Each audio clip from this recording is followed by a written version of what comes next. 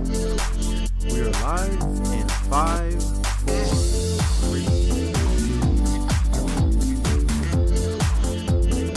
Hello, everybody. It's Gary-Dobbs here with Thaddeus Archibald. Welcome to the Trap Show. You're listening to Trap Show number 42. Today we're going to talk about art business, and most especially to you traps out there that are out there trying to start your business. Maybe you've got an idea already that you've been running to start your business. That's what we're here for. Maybe you've already got your billion dollar business in running, and maybe you've reached $1 million in sales and you're just looking for some more ideas to continue to grow your business. We're also here for you too. We really believe that like entrepreneurship is about passion, about innovation. That's what we bring to the show. We always try to come up with some new ideas, new secrets, whether it's marketing, whether it's sales, to help you grow your business. So thanks for joining us, everybody, and look forward to having you here. And we've got a great show packed for you today. We're talking about a subject that I'm pretty passionate about. I feel like it's pretty overlooked in a lot of people's businesses. I don't think a lot of people value art in business. And that's the title of our show today, Art Business. We want to acknowledge creativity. Maybe you out there are an artist yourself and you work at a company and you realize they don't quite understand or value what you do. I'm sure there's a lot of artists out there that feel that way. There's definitely a lot of people that don't understand all the work behind what goes into a creative's work, whether you're a visual artist, music producer, right? I mean, there's so many different job titles, but I think if there's one thing that artists don't call themselves is by their job title. Am I right about that? Yeah, man. And once again, I'm going to give a shout out to my homeboy 20 Concept for the music. You know, he's doing big things, and just want to give that guy a shout out because it is a big deal for somebody to be, creating, this level and this quality of music. And allowing us to use it.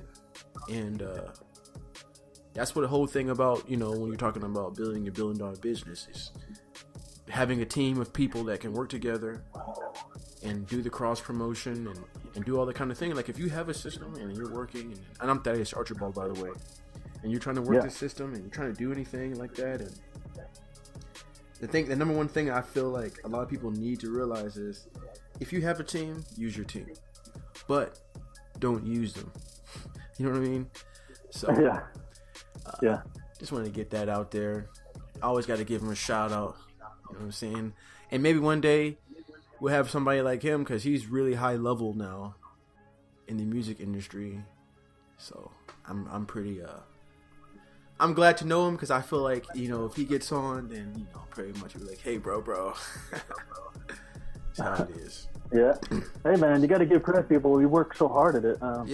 It's definitely not easy to be an artist, right? And that's the reason why I had to come in at that time. I'm glad that you used that word artist because that's what it is, man. Mm-hmm. This music is an art and business is an art. There's a way you can finesse a sale. There's a way you can finesse a lead into getting somebody to go somewhere. And I feel like not enough people understand that aspect of, creating this idea and then profiting off of it. That's an art. Uh-huh. There is a step to it.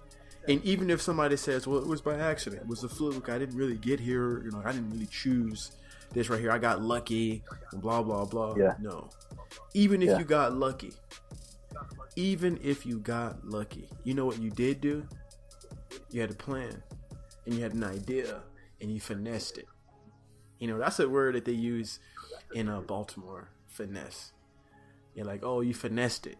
You know what I'm saying? It's like a way of like figuring out a way how to do something. Like, and I just think that's an interesting use of the word colloquially in that area because I could see how they're using it in that way. And I just think that's an interesting thing. And I just wanted to give, 20 Concept a shout out. Didn't want to interrupt what you were saying, but I just got to, give him a shout out. Well, yeah, it's about artists. And I'm getting an echo, Thaddeus, over here. still an echo right now? But let me see. No, it's gone. Thanks. Oh no, it's still there. Sorry. I would try to just keep going and talking without it, but it's hard for me to think. It's gone now. It's hard for me to think. I and literally, talk with that. I'm just telling you, echo man. Coming. I didn't do anything with the. I know it's weird with the technology, but I'm just glad that you could fix it so quickly. So that's good. I didn't do anything, man. It just stopped doing it. It must be the fact that we're so far apart, man. Like you're over 2,000 miles away. Is that what it could be? And I'm syncing your voice up into this program that we're using. And I'm also like, you know, the microphone that you're using, I'm also like remastering your vocals so it can be a little bit more clear. Yeah. Well, good, man. Yeah, I'm glad you know how to do that stuff because I don't. Yeah. But going back on the topic of artistry, you know, in business, there was an example. I want to challenge this because this is just always in my nature. When I get told like this is how you're supposed to do something, I understand it from a result standpoint that it's good to use something that works, right?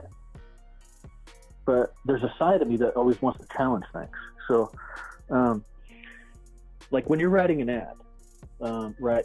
It's good to be direct, to be literal, because you want it, when you write an ad and you're making an offer to somebody, you want them to take your offer and understand what you're giving to them. You just want it to be so clear and easy to understand.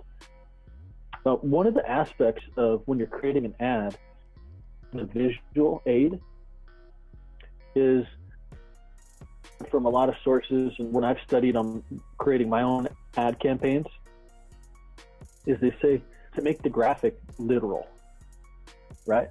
So literal to me is like, let's say if you had like a one of those, I think it's called cryogenics, where you go in and you stand in one of those things, you go and stand in one of those items that freezes you, right? And it's supposed to slow down the aging process and help your body heal and restore. So if I was creating an ad for it, they would say, whatever your offer is, like if you're offering somebody 50% off the first visit for themselves and a friend, if they bring their friend, then to make the graphic visual towards that so that the graphic supports it. But I want to challenge it. If anybody out there listening that is creative out there, what's something creative that you would do to kind of make that graphic stand out? So would you always use it? Would you always make sure it's literal? Have you come up with some of your own strategy to where you can maybe use a more abstract image, but still supports the idea, still supports the offer? I don't know. I want to challenge the audience out there, see if anyone out there can come up with an idea or something that would work. The only thing I can think of myself right now would be maybe using colors, but maybe you're trying to invoke an emotion in the graphic. Yeah. That's the only kind of idea I can come up with. I mean, you have an idea? No, I don't. I don't have an idea right now. I had to give it some time. Because when I've gone through these programs, the reason why it's not so easy for me to accept it is because I've always loved art, and I like going to museums, and I'll go look at paintings. Even ever since I was a kid, I used to like always looking at some visual display, and not only seeing what's there, but seeing what's not there, right? Or trying to find something that's not so obvious in the painting. So I've been doing that for years and stuff, but in art, depending on what style of art it is, there are artists that draw in that way. So like if they're really skilled and really good at the work, they're going to make something that might be literal that people can see, like an octopus. But for the people that sit there and really look at it and look at the details, they'll maybe find some like hidden gems, or they'll find something that's not so obvious, but that you can appreciate in the painting just as much, as the large octopus that's right in the center of the painting. Yeah, I see what you mean. So I'd like that stuff. I've always liked that, like looking at that style to try to find and try to identify what their style is on that painting. But So when I what used to style- go into like the Art Institute of Chicago and I'd see like a Jackson Pollock, I never stood there and looked at those paintings. I never liked any of his work. I would walk right by those paintings. You know what I'm talking about? Yeah. They Something just that look like you a know bunch of sometimes paint splattered. I feel like some artists try so hard to be outside of the box that they're inside of the box, and they're just inside of the box, but they're inside of a broken box. And I think that's what happens with business ideas. You got to think outside of the box sometimes. But if you're thinking outside of the box and you're trying to be artistic and you're trying to be there's a word for it. I can't think of the word, but it's some fancy like 2-syllable word, but it's considered an adult word to use, and I can't think of it right now. But I know the word, and it'll come to me like in 3 weeks, and then this word is about thinking outside the remember that box? show about art and business, and I'm gonna be like, yeah, this is the word I was thinking about. But imagine there's people out there that are trying so hard to be cutting edge that they're dull, and it becomes too much of this or too much of that, and it looks too fake, and it looks too planned, and it looks too prepared to where you don't have that natural rawness to it. And I think a good business has that natural rawness to it, that natural, hey, I am able to come up to this place. Like, I mean, McDonald's is really the best example. I mean, McDonald's is like one of the most friendliest places, besides I think Walt Disney, in the world. You know what I'm saying? Mm-hmm. Like, in the world. Yeah. So when you start thinking about stuff like that, when you start thinking about, oh, these guys at McDonald's, how they know how to make themselves look sharp and look right and look like this or that, or however you want to put it. So I just think that it's the next level when it really comes down to art. And I'm trying to figure out how to tie the point of what you're talking about the design, and how to put a design in a business plan with an artistic twist. And the only way I can think of it is I think really highly of the Apple Watch. I really do. Because it's a very simple little computer that you have on your wrist, and I always like to monitor my heart rate. I'm always checking that out. You know, and it's just so much that you can do on here. But the design of it is kind of artistic because, like, the face that I have the one with the red and the white, and I just feel like it just looks interesting. It looks appealing to the eye, and I think when it comes to the design of a business and the way that you interact with people and your customers and your leads, there has to be an appealing way where people naturally flow to you and what you have to offer.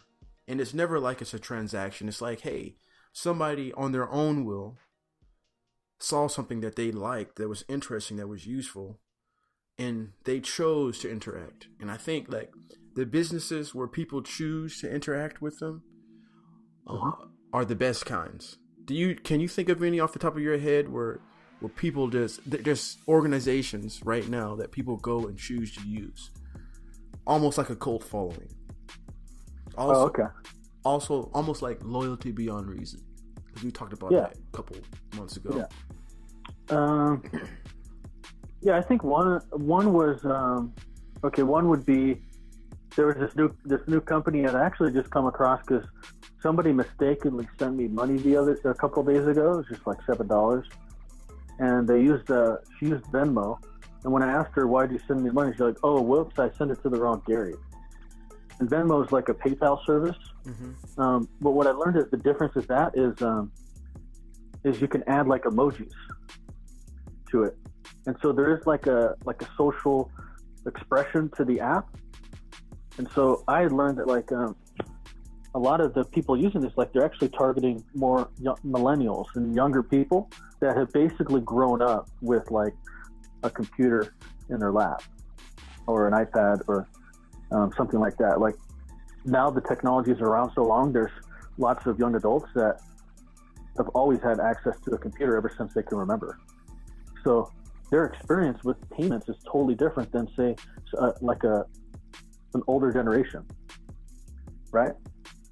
So it's just proving the point that, like, the digital payment systems are growing. It's just something that's becoming more conventional, more popular. More people are using it. Use of cash, even the use of credit cards, is declining and changing. But the other one that comes to mind, like really, like a loyalty beyond reason, which you talked about, was a company called Airbnb, and it was started by 3 founders, mainly this one guy, Brian Chesky, that came from an art college. He went to RESD, which is it's the Rhode Island School of Design. That's what RESD stands for. And when they came up with that company, you know, it wasn't like he had this like genius, crazy idea. It was just, they were just solving a problem they had, because when they moved out to San Francisco, I'm getting the echo again. They couldn't find any hotels. So they just tried to come up with this service and solution. They thought, well, you know, if we're having this problem, other people are having it. I wonder if we could like create a website for like a bed and breakfast, and we can convince people to rent out their rooms at their place to provide more rooms. So they saw a problem when there was like a big convention, and then they would search hotels and places within a 5-mile radius. Everything was booked, right? So they just saw like well, if everything's booked, there's got to be people that can't find a place to stay. Where do they go? And these people don't know where to go. They don't have any options. So they created an option. And today, I feel like they've definitely created a loyalty beyond reason, because you've got people that love Airbnb, and then you've got people that hate Airbnb, right? Such a controversial company.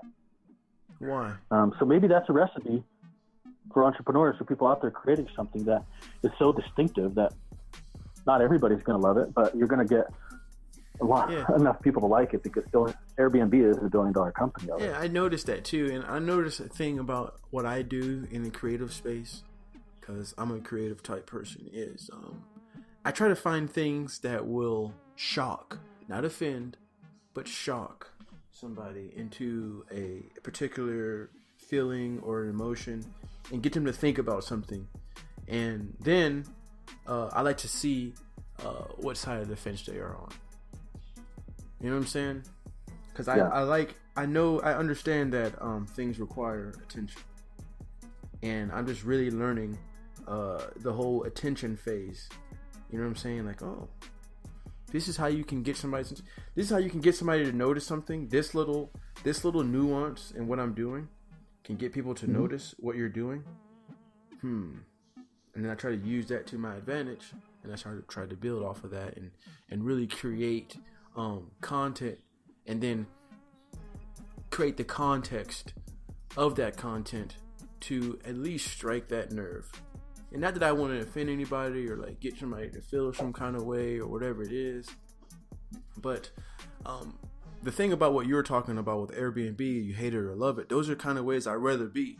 And you know, Pat Bet David, I know we're trying to fill his space. We're getting our videos on YouTube now, and we're going to try to I'm going to start tagging things, and definitely start tagging things and appropriately, and really trying to build that presence online.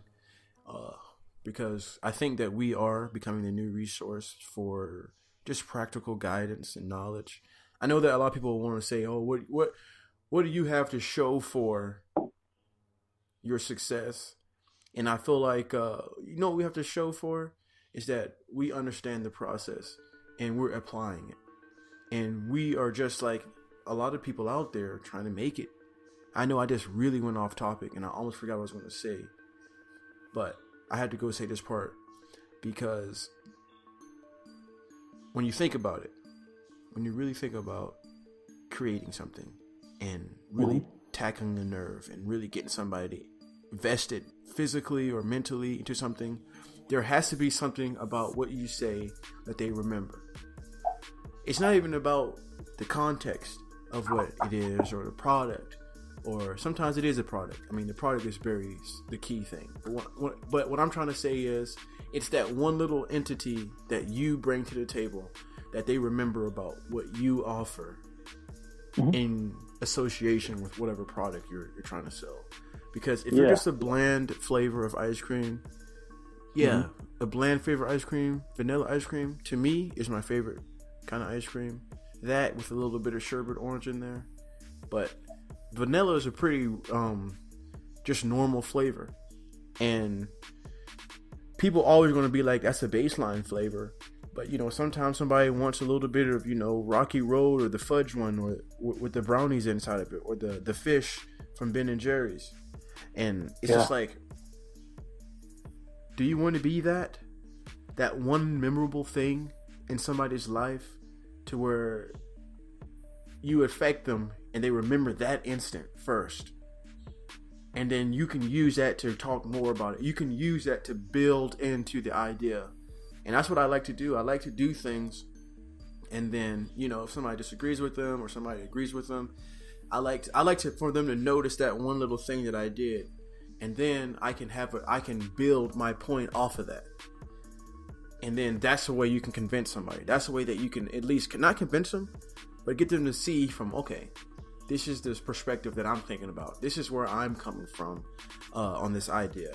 And I noticed that from you, and I always bring this up, man. First real conversation that we had, man, you just talked about the importance of hydration.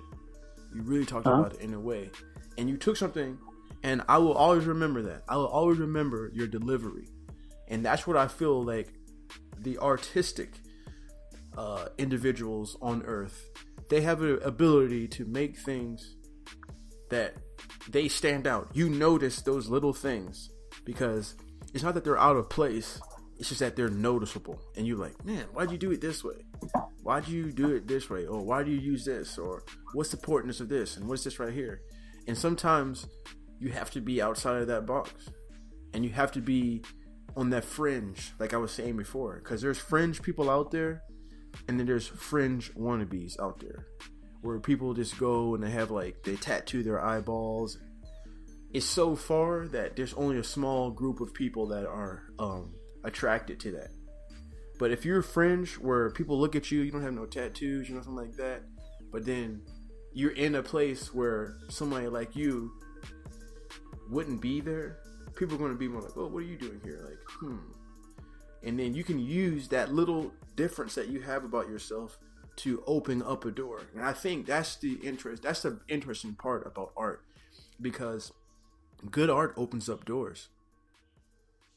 I got a friend out there. His name is Mark Wahlberg. You can follow him on Instagram. Amazing artist. Amazing artist. He does it with, he uses paint. He uses paint brushes. And he has like this new technique. I don't know what you call it, but it's like using spray paint, but then it's like, I don't know how to explain it. But it's pretty crazy. The Mark Wahlberg, the same guy that acts in movies? No, not the Mark. No. Not that guy. Another guy. Okay. But so he's you said he works with airbrush? Airbrush, yeah. And I'm like, and I'm pretty like a hard person to like. For me, I'm more interested in architecture. I like looking at really interesting buildings, or really old buildings, like from the 1800s. I like that kind of style of design. But, you know, that's just me personally. I like that gothic kind of, and I mean, for me personally, I'm such a bright, happy person, but I just feel like there's something interesting about that gothic, you know, those castles and things like that from that era. But, I don't know, that's just me. Yeah, for sure. No, I could fit, because a gothic building is Mark Wahlberg. I said it wrong. It's Wahlberg, not Wahlberg. Yeah. Oh, okay. Wehberg. Mark Wahlberg. Check out his artwork, because we're talking about art, and I mean, yeah. But what you were saying, man, I'm sorry to interrupt you like that. Oh, that's all right. Yeah, Gothic architecture is pretty distinctive, so I know what you mean. I've always liked futuristic forms and look for new forms. But traditionally, my favorite is Renaissance. If you look at all the past architecture periods, then my favorite would be Italian Renaissance. They've got most of the designs I like out of them. Lots of curves. The way you would tell late Renaissance architecture would be the architecture that was less geometrical and more like distortion field. So they would curve the buildings and, maybe design a staircase in a way, like if you were standing far away, it would look like a really big staircase, or it was like wide, but then you would come up and you'd realize, oh man, they were just tricking my eye. Like you walk up and it's actually just the way they curved it and designed it made it look like it was a lot bigger than it really is. All right. But I think that's where art can really help. A visual artist that's really, really good in art, right? If you want to transition that into business, you could use those sort of ways to distort reality a little bit to draw people in. Yeah. To like get them curious about what you created, and then they come in, they realize like, oh, what they actually saw, what they thought they saw, isn't actually there. So I've got a friend that does that really well too. He's also a visual artist and works with paintbrush. His name's Jason Brammer. And I met him out in Chicago when I used to live out there. And that's where he's based now. And he's done artwork with LinkedIn. He's got artwork that has been commissioned by people that worked at the offices, even inside of the offices. The city of Chicago has commissioned him too. And he works with paintbrush, but he does that too, where he tries to create a reality distortion field. So when you walk up and see something, you think it's third dimensional. He's even trying to take it a step beyond as if he can get to the fourth dimensional, but he tries to create 3D art with a 2D, with 2D art, because most art, when you're painting it on a surface, it's just 2D. Mm-hmm. And he would try to create like that 3D visual effect. So when you look at it, you really feel like there's depth to it. And he's really good at it. Really good at it. Talented artist. I know there's some good guys out there, man. This other guy named Mario Pinchetti, pretty cool guy too, man. I don't know how to spell his name, but he has some pretty good graphic art. If you go into the Trep Talk group, you'll see one of his art pieces.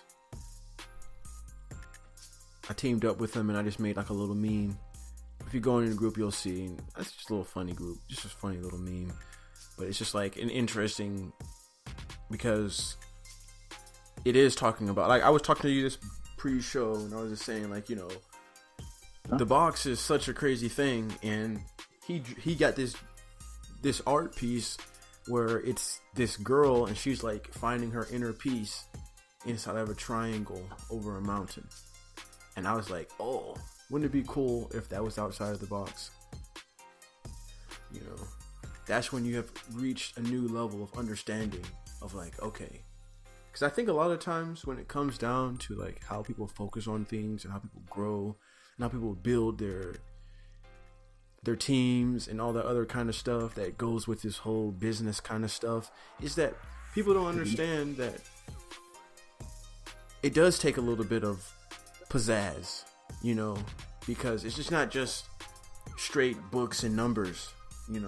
I wish it was that way. I wish it was like, oh, you want to make a business? Oh, just broke something. You want to make a business and you want to do this right here? Oh, just press this button 7 times and then press this other button 12 times and then press this other button 92 times and then you'll make $500. It's not that way. It is, okay, what does this button do? Oh, nothing's happening. What if I press these buttons together? Nope, that's not working. Well, if I do this and this and this, oh, finally I'm seeing something, but it's only like 2 cents. So it's just one of those things where it's just a continual changing of how things work, because everything is like an amoeba and it doesn't have any size. It's not square, and it's just like we're flowing through this sea of ideas, and then we're trying to get people to congregate to what our ideas are, or assimilate to what our ideas are, and then really just build off of that.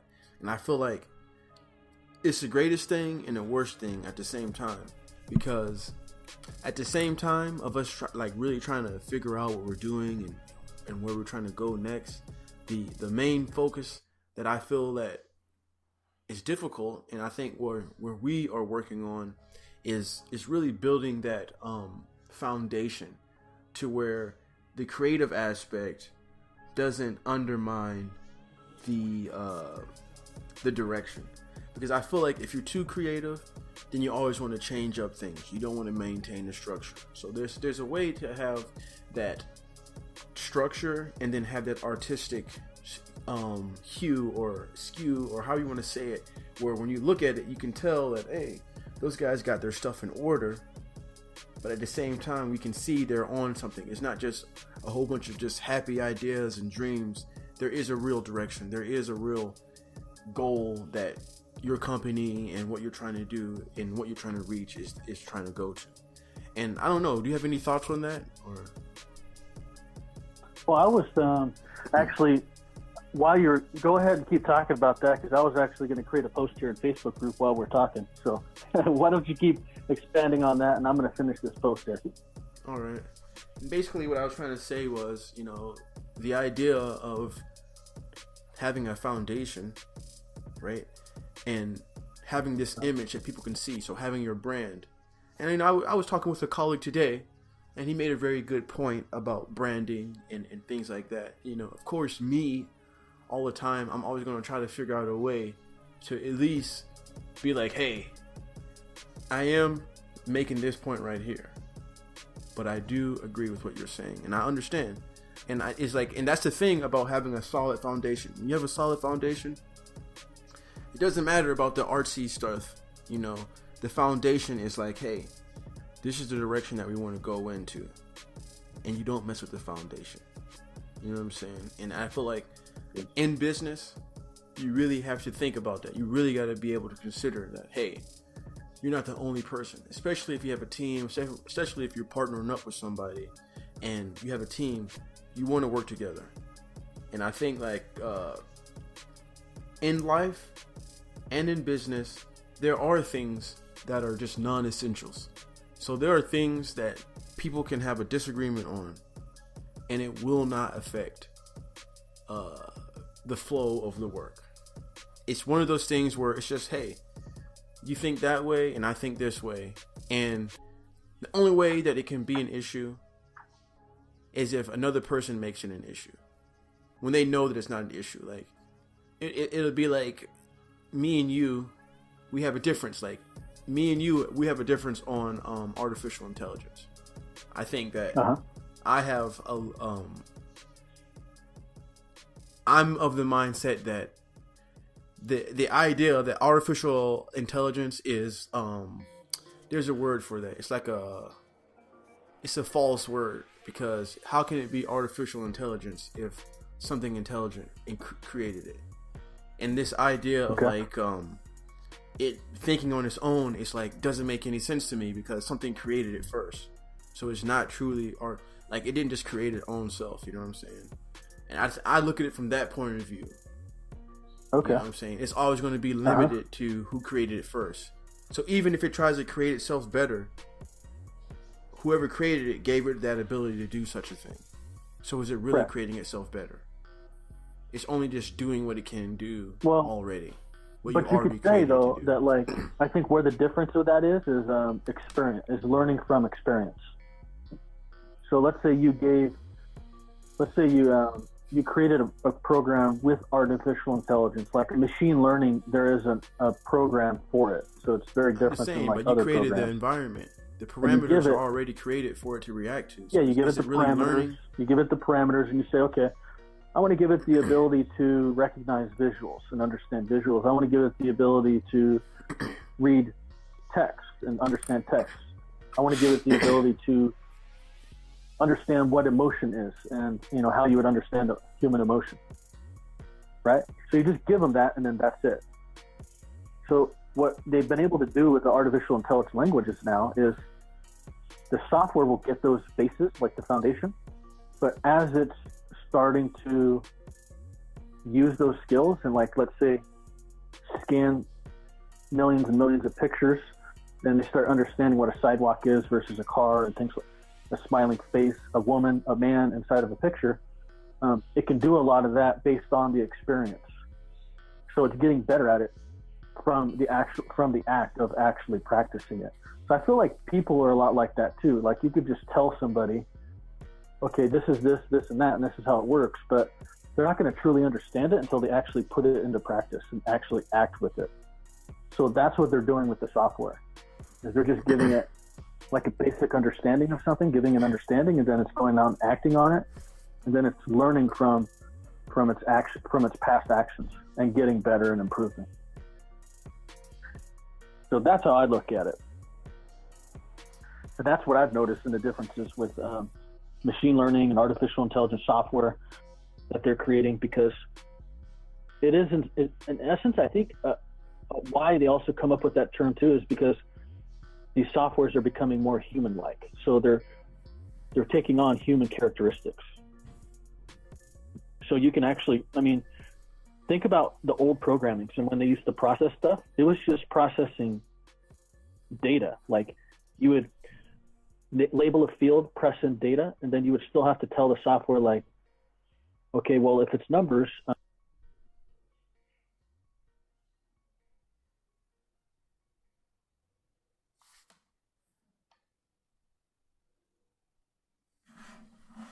don't know. I think I lost you, and I'm just gonna continue talking.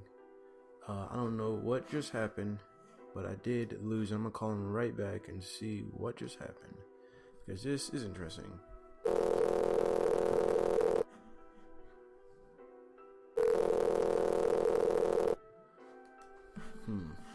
Just give me 1 second. I'm gonna go ahead. We're gonna have a little brief intermission right here. Have the music playing real quick.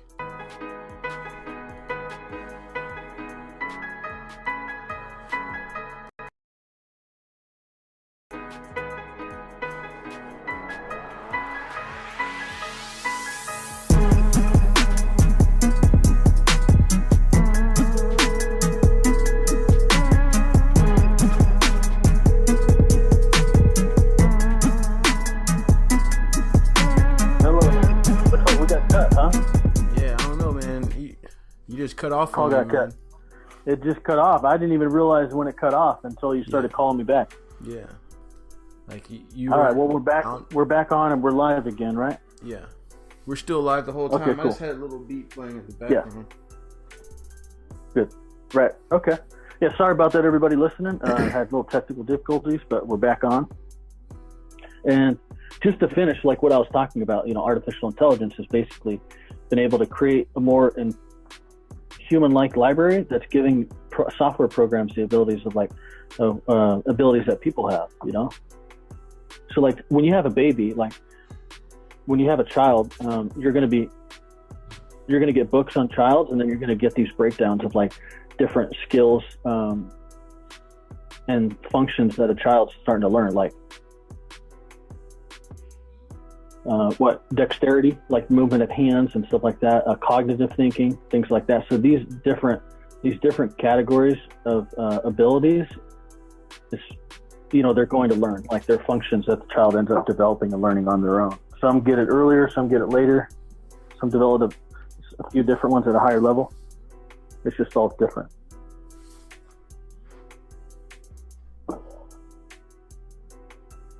So, I mean, you look at stuff like that and you figure, I feel like there's a lot of artistic ability there when it comes to programming, because I think it's pretty natural for people to want to humanize things, right? Like when people domesticate their animals, they also humanize them.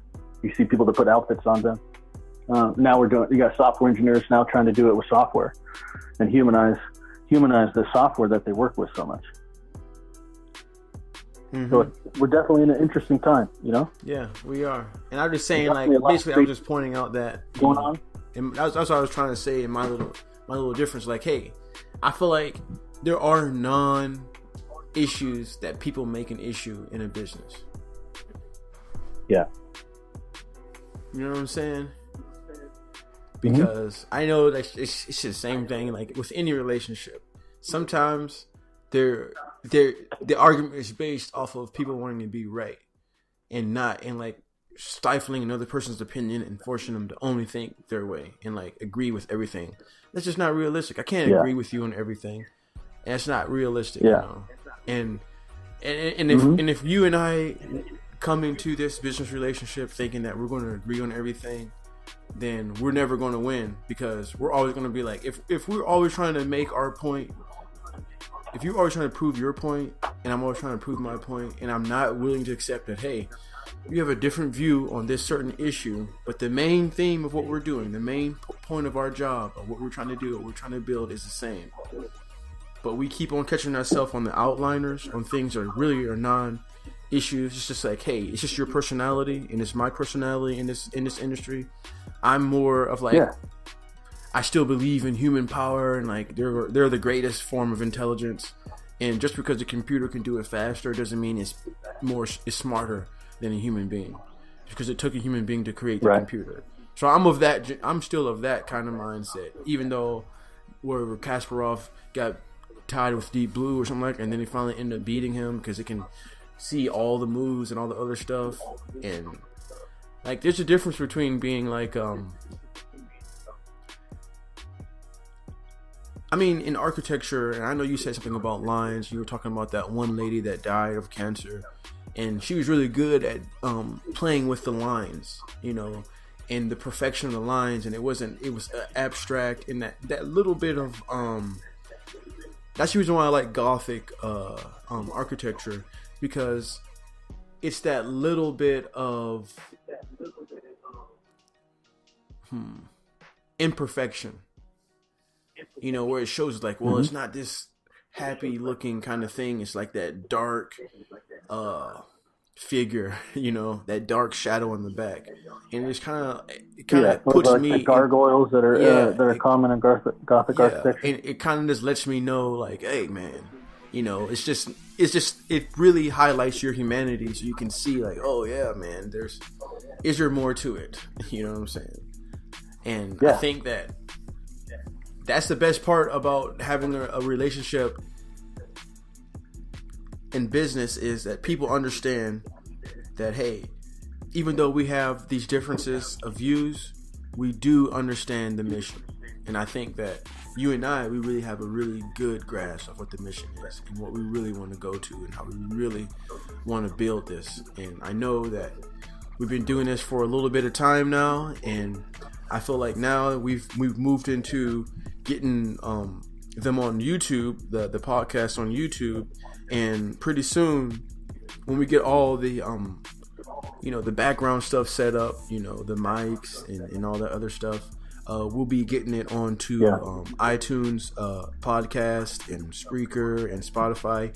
I just received a letter from Spotify or Spreaker saying that we can be like syndicated on Spotify or something like that. I gotta forward that to you. But I did receive something like that in an email. So we have plenty of content out here, and just really trying to build into that and really just get it to work, you know, because what can you do besides work together on something and just really look past the little differences? Because I feel we have very few differences, man. I think that you and I, and another thing that I like is I like to see other people win, man. I really enjoy hearing you tell me, you know, before our, you know, our pre-talk or pre-show talk, when you talk about how you're building up your clients and the big deals you're making. It's good to see somebody living and doing what they're saying, and not just talking about it, not just, you know, being a quarterback that's on the couch, you know what I'm saying, telling them, oh, I would have did better if I was there, you know what I'm saying. And I think that we need to surround ourselves around people who are motivated and going in places and telling them their stories. And sometimes people lie and embellish, whatever, you know, but hearing somebody's success and seeing the transformation of them getting to the location, to getting to where they wanted to be at, you know what I mean?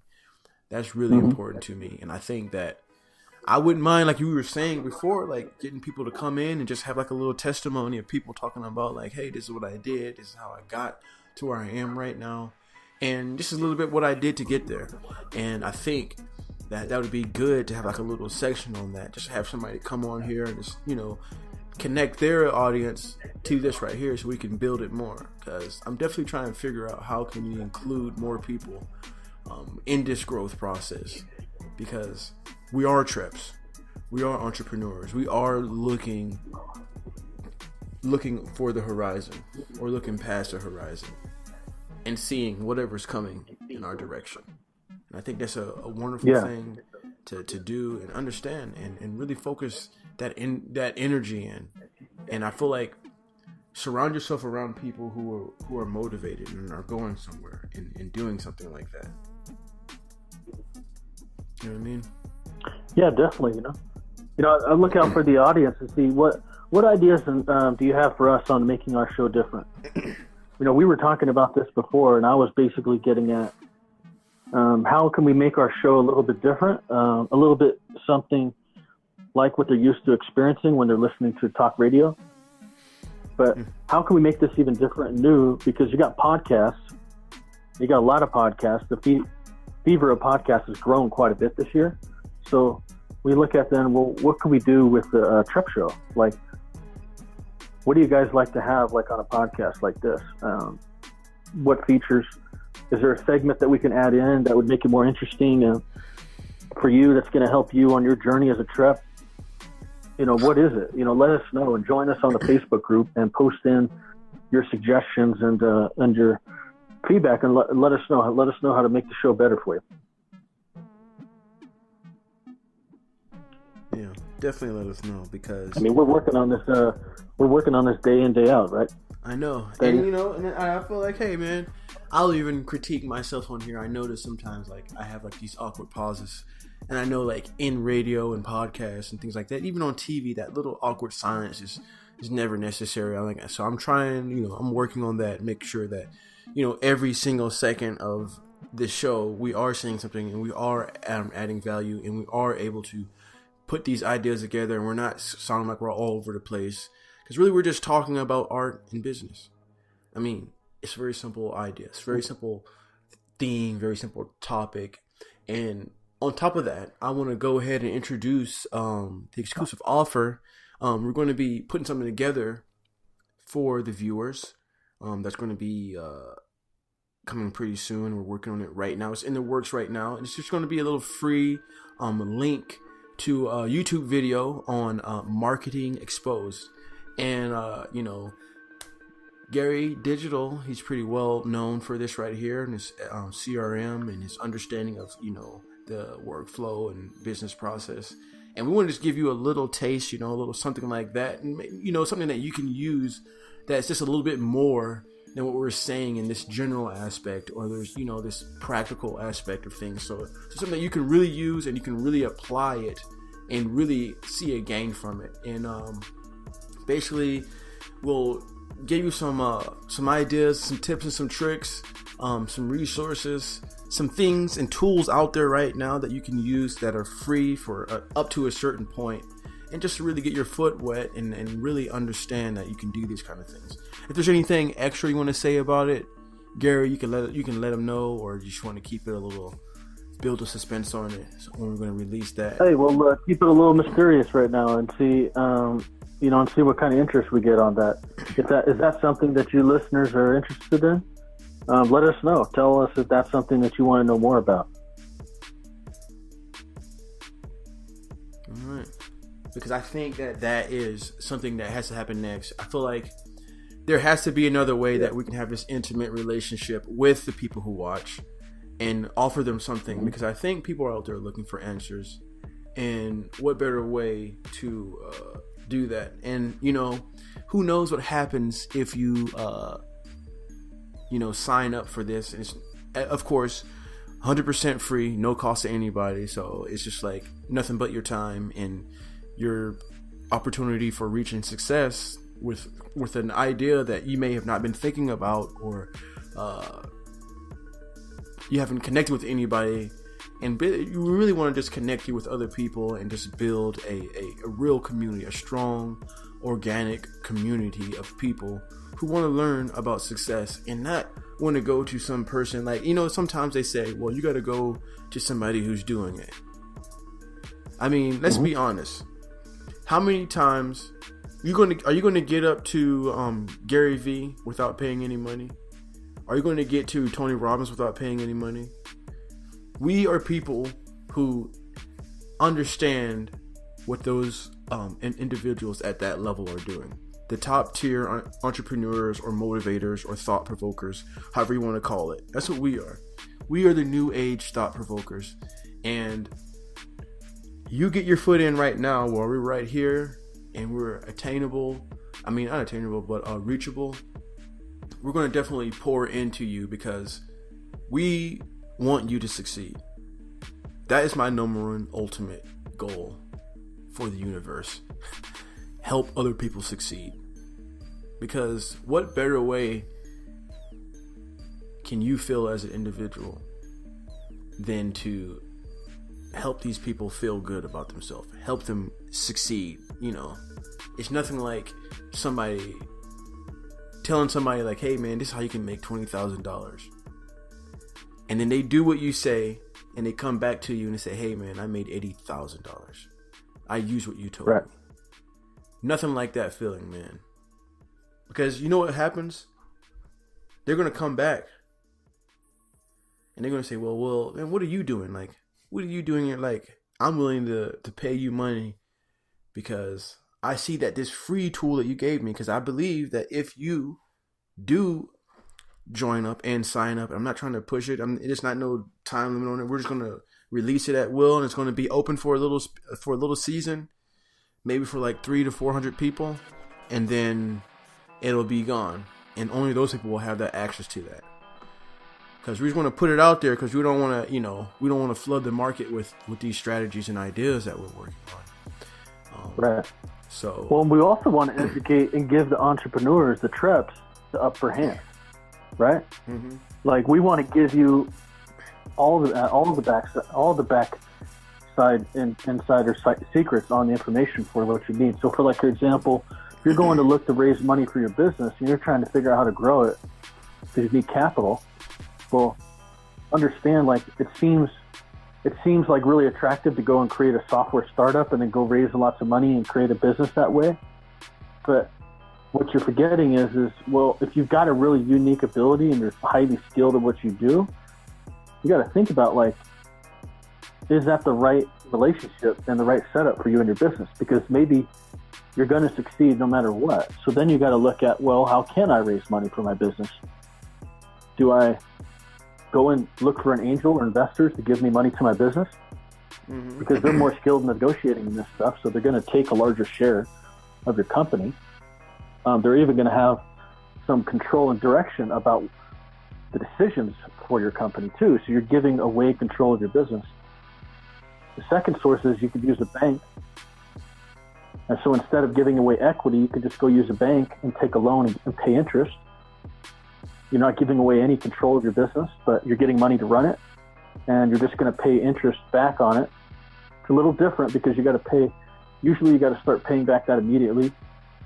An angel investor is taking more risk, so they're looking for a bigger reward, and they're not looking for any payments, right? Mm-hmm. That's the difference between those two. And then the third one, heck, you can just go it alone if you feel like so confident on what you're doing. You know it's going to be successful. You just know you got to put the work in. You know people want it. You know people will pay for what you have. Then you do that, and then you just grow the business off of the sales that you make from your business. So you keep reinvesting that capital back into your business. There's those three ways that you could do on getting capital for your business. But I think it's good for the Trep to understand the consequences of each three, right? Because each three have pros and they each have cons. So I could grow and scale my business a lot faster if I went to a VC because they've got experience and can put me in connections with people. I give away equity for it, but we can grow and get the business up a lot faster. Or I could just say, you know what, I've got a unique vision. I want to make sure it stays true to it. I really feel like I know what I'm doing. I know it's going to work. I just got to give it time and put in the work. Then you just grow your business off of the sales that you make within your business. So you get really good at sales and marketing. Raise capital by selling your products and services. Hey man, can you continue talking? I gotta do something real quick. I'll be right back. You got it. So there's lots of another point that I wanted to make out for today's show was so since we're talking about business and we're talking about value, let's talk about why data is so valuable, right?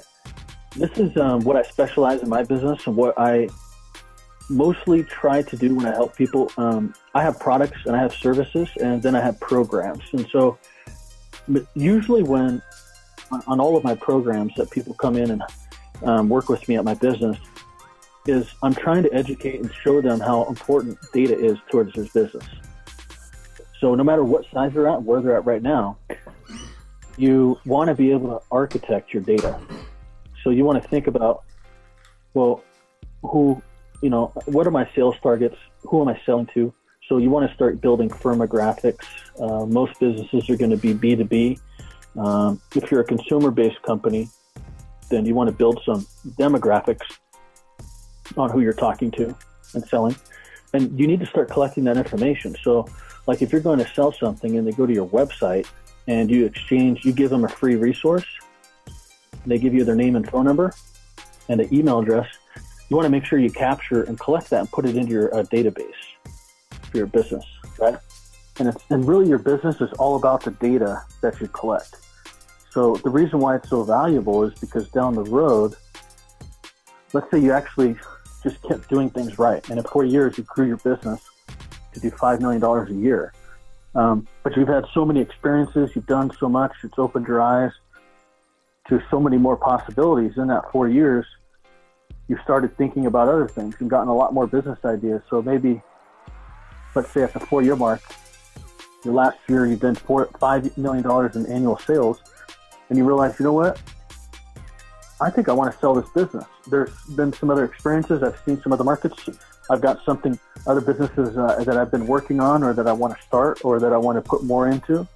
So I'm going to sell this business. But if you weren't collecting data on it, if you can't show the investor on how you were able to grow your business from 0 to 4 million, then if you can't show it, then you're going to sell it for less money. If you can show it, you're going to be able to demand more money for your business, because you can say, look, not only can I give you all the records and all the customer records and all the information on the business and me earning and selling to $4 million and create, into my database, but I'm going to give you insight on how I did it.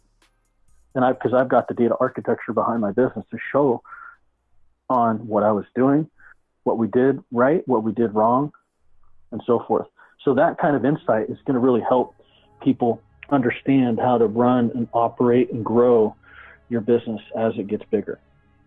So you actually, no matter if you ever plan to sell it or not, you want to give yourself that option, because you never know what's going to happen down the road. You just might get to a point where you said before, hey, I'm never going to sell this business, but what if you get sick? What if you get like a disease and you find out you're going to die in 18 months? And so you want to be able to sell this business and leave finances for people you care about or for your family. You're going to want to have these options. So it's why data is so valuable. And data is becoming so much more valuable for business because of the internet, because of the digital age. So make sure you look up on it and get yourself an architecture of data around your business and what information you're going to collect around your customers. And you're going to make your business a lot more valuable. I'm assuming, Thaddeus, you came back. Yeah. Have you got back to us? Yep, I am. I'm back. And that's like, that's what I found out later on this business that I had, that what I was getting to. So when I was in sales at a real estate company, I had realized, I was like, it was so hard. It was such hard work because I had to go out and find my own leads, service those leads, follow up with people, continue to follow people. Then if I got new clients, I had to continue to service those. So going out and looking for new business and still following up on the business that I had reached like people 6 months ago, 9 months ago. So there was all these nuances to it that I realized that I needed to have a system for this, and I needed to have a database to collect all this, and I needed to know the importance of it. And these real estate brokerages weren't providing that. They weren't educating the agents that you're really running a business here and you need to have a system in place. And so that's what sent me on the mission. And what I realized that I needed to learn about CRM data. I needed to learn about CRM software and a customer database warehouse that a business needs to be building. And every business, no matter what you have, you need to have a customer data warehouse.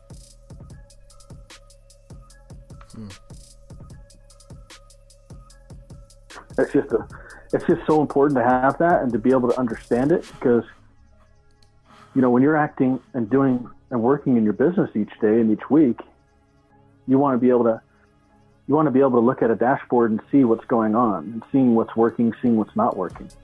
And so I had found that this stuff was really important if I was going to be able to understand and see what's happening in my business and how to grow it. I was going to have to learn that. I was going to have to learn about what KPI is, what a metric is, and how to create this for my business. Yeah. This is a dope beat right here, by the way. This is another 20 concept beat. This is going to be the new outro beat. You should be messing with Kid Ocean. Shout out to Kid Ocean for all the other shows we did together. Cool guy. Nice beats. And I think we had a really great show today. And I feel like art in business is a real thing. In fact, any business that you see, it has some kind of logo, it has some kind of distinct feature to it. Now, the other thing you gotta do is figure out how to have the art and the team, and how you have the team work, and how you maneuver and you finesse the team to behave and to act and to build and to grow, to do all these other things, I think that's real important. And right now we're building a team, man. Right now it's just two-man team, two-man army right now. We're trekking this mountain, man. We're rising, we're going up the summit, and we're going to be standing at the top one day, looking down and be like, man, there's a lot of work to get up here, but wow, look how beautiful it is when you work hard and you see what you do, when you see the labor of your hard work. It's so beautiful.